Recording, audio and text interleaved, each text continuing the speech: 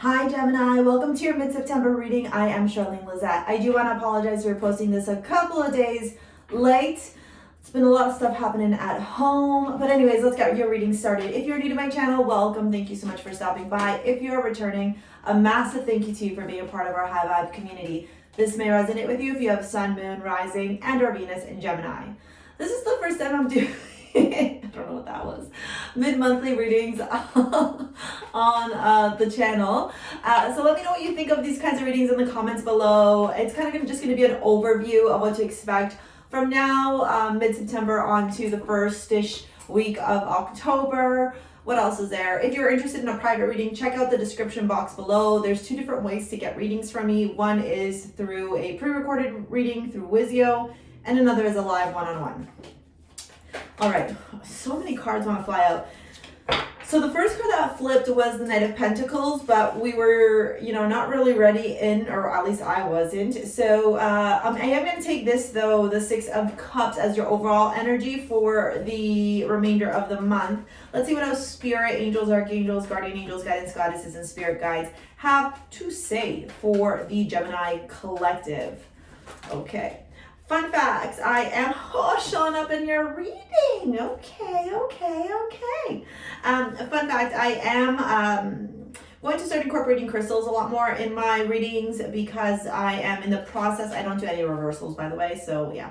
I am in the process of completing my chakra healing practitioner certification, crystal healing practitioner certification, and also becoming a Reiki master. So this, for me, is a way of being able to support you with additional tools in your life, right? And support you as you go through your ascension, through your life. They're saying get more. Okay, so we're gonna get more. They said 2 more. Okay. Apparently that's how this story. There's a lot of swords energy, as you can see here. We got the King of Swords, we got the 6 of Swords, we got the 7 of Pentacles, 8 of Pentacles. So I like this progression. Temperance, Ace of Swords. Let's see what the last card is, because they said one more. I am going to pull from other oracle cards that I am called to. That's too many. You said one more.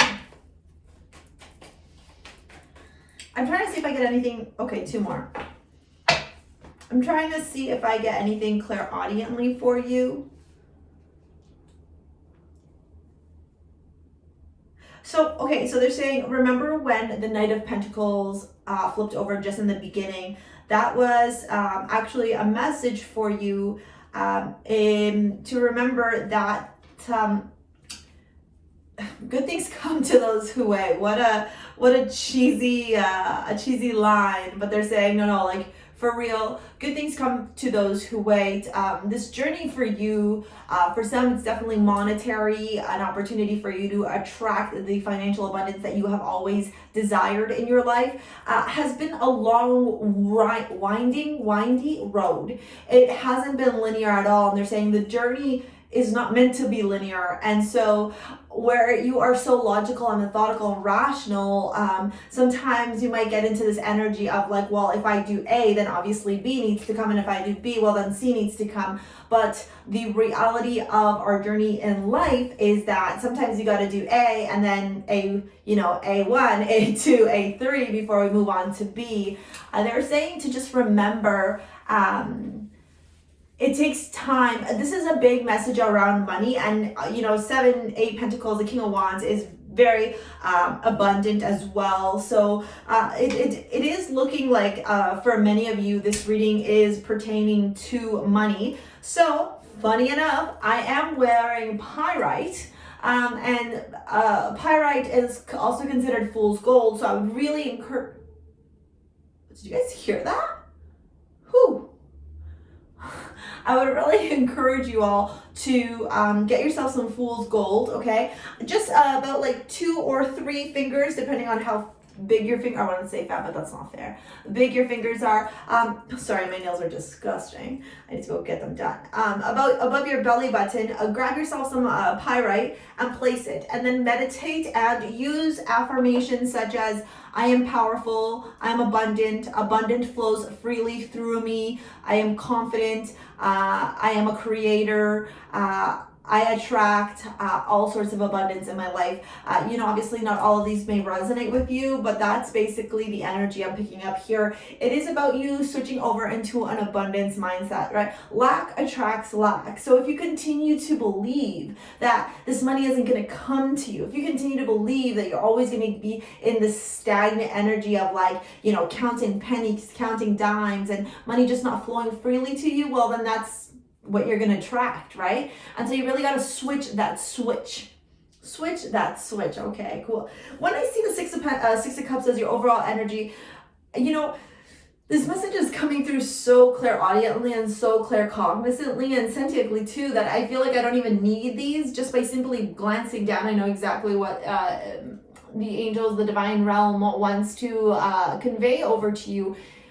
For many of you, it's like Gemini, I want to say July, August is what they're saying, was this turning point in your life where you started recognizing that perhaps you weren't in this energy of living life doing what you really wanted, the career that really, fueled you and that you were passionate about. I do feel also like in your monthly reading and also in your spirit messages, there was a very similar energy. And, I just glanced over and I saw all yellow and orange. So I am also curious to wonder, or to know actually, if many of you have your solar plexus and even your sacral stuck. I'm getting this energy stagnant, not moving, I'm not good enough, I'm not worthy enough to be able to follow through in the career that I've always wanted to do. And so I'm here to tell you, and you have been attracted to this video, to hear this message very clear.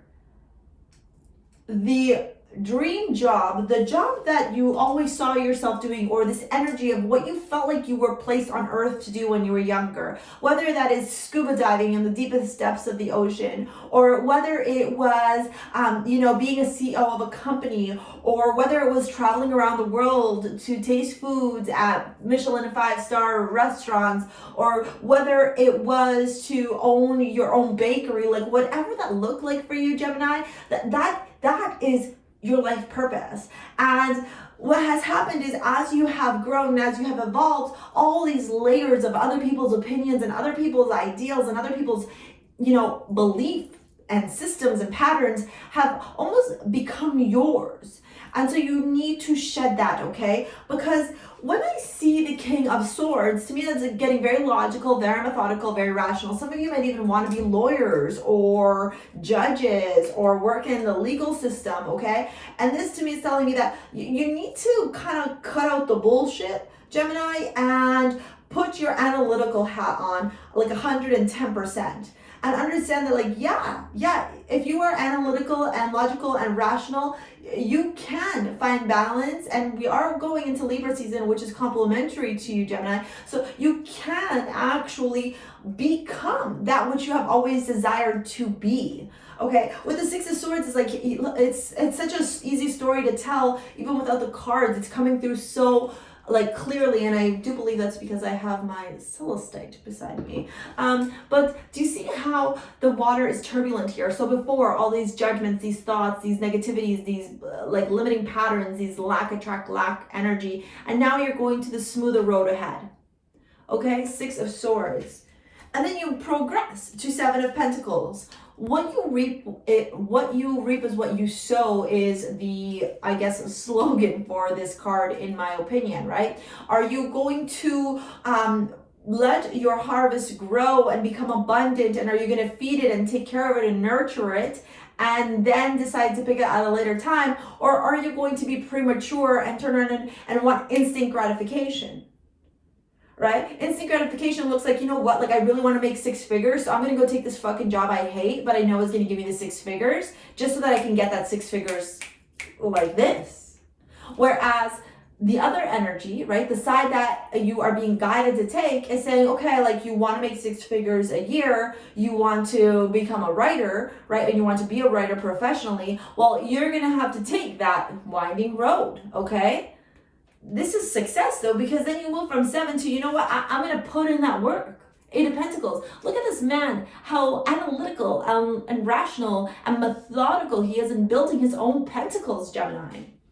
Okay, if you're looking for a private reading, check out the description box below. That's where my options are for private readings. Also, where to find me across social media, TikTok, Instagram, Facebook, you know the jits.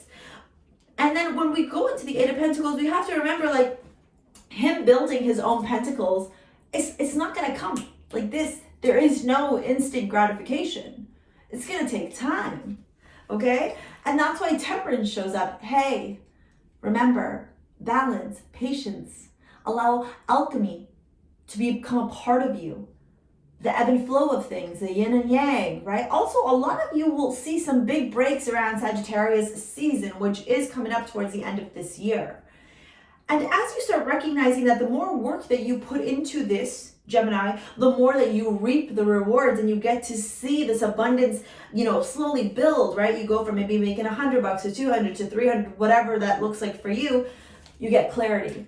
Ace of Swords, again, your energy, right? Air energy. You cut away the bullshit. The sword is double-edged. Sorry. I'm doing this at night. There you go. The sword is double-edged, right? And so you got one side that's cutting away all the caca, the poo-poo caca, as I like to call it. And then the other side, which is saying, you know what? This is what is factual, logical, rational, what is here in the now. And this is what I need to move forward with, okay?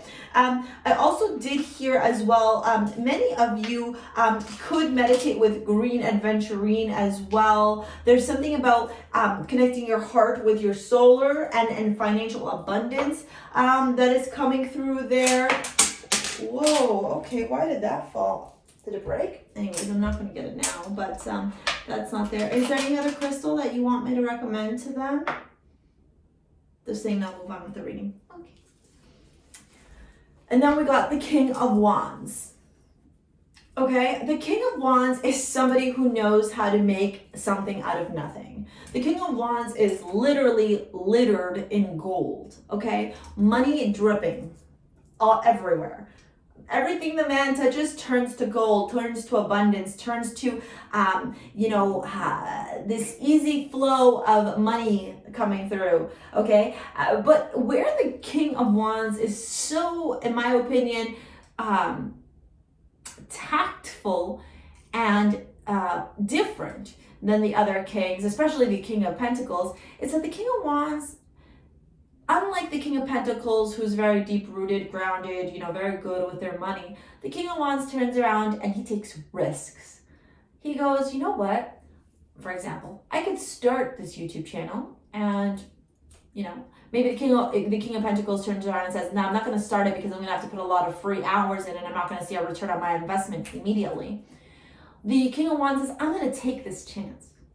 I'm not going to be an idiot and, put all my eggs in one basket. I'm going to try different things and try and figure out different ways to make money. But I am going to start this YouTube channel and I am going to give it 6 months to a year, to get monetized, to start making money. And I am going to start, investigating and learning and watching, how other people are making their financial success on YouTube.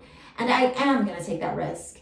And it's almost like everything you touch is turning to gold. Every idea that you have that you're bringing out through this logical, methodical, rational way of thinking is boom, becoming a money pit for you, literally. And the fact that the sun shows up at the end of your reading, I don't think that we could have gotten a better card here, because that's saying to me, first of all, some of you might have Leo energy in your chart. I'm hearing Leo in your midhaven, so that's like where many people can actually be famous if they have Leo in their midhaven. That's the 10th house, and you also have some planets there, so we are going to pull some astrology. You might actually have Jupiter there. Jupiter is abundance, so Jupiter in Leo in the 10th house is a great aspect. Take a look at your natal chart. Also Sagittarius for some of you in your midhaven. Take a look at your second house as well, because all those will be like clues, like little breadcrumbs and a trail of how to actually attract this financial success. But the fact that you end off, and it's funny that they said no, get more, and I see why, is because look, it doesn't get any better than this, Leo, or Gemini, sorry.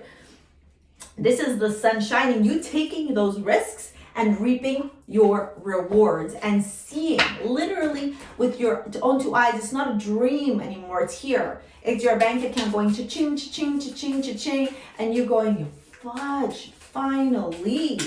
And I don't know why I said fudge, because I mean, I'm not opposed to swearing, but I guess some of you don't like swearing and wanted me to say fudge instead, so there we go. Okay, let's see what astrology cards we can get, okay? What astrology messages do you have for Gemini, Sun, and Rising, and or Venus for mid-September on to the first week of October? Okay, that's a lot. Can we not?